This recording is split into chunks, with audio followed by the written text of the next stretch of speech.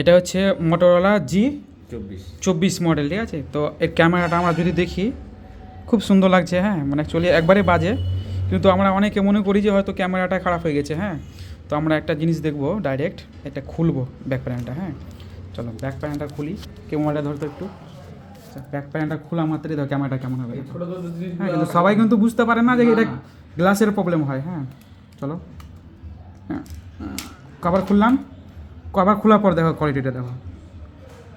দেখো গ্লাস লাগাবো, তো গ্লাস লাগাচ্ছি, দেখো কেমন হলো দেখো ক্যামেরাটা। খোলা। হ্যাঁ, তো সবাই মনে করে কী বলো তো, যে ক্যামেরাতে মানে ক্যামেরা ভালো আসছে না, মানে ক্যামেরা খারাপ হয়ে গেছে, ক্যামেরা খোলা হয়ে গেছে। অ্যাকচুয়ালি সব কিছুই ক্যামেরার দোষ হয় না, ঠিক আছে। এখানে সমস্যাটা হয়েছে এই যে গ্লাসটা আছে, ঠিক আছে, এই যে গ্লাসটা, মানে অ্যাকচুয়ালি এই গ্লাসটা, এটা চেঞ্জ করলেই ঠিক হয়ে যাবে, ক্লিয়ার। তো সব সময় ক্যামেরার দোষ দিলে কিন্তু হবে না, বুঝতে পেরেছো? দেখো কত সুন্দর ক্যামেরা আসছে, কিন্তু এটা লাগিয়ে কীরকম আসছে বুঝতে পারলা তো? দেখো পুরাই চেঞ্জ হয়ে যাচ্ছে, কিন্তু অতক্ষণ থেকে তোমরা কী করছো, ক্যামেরা মোছামুছি করছো, কিন্তু বাস্তবে প্রবলেম কি, গ্লাসের প্রবলেম, ক্লিয়ার। হ্যাঁ।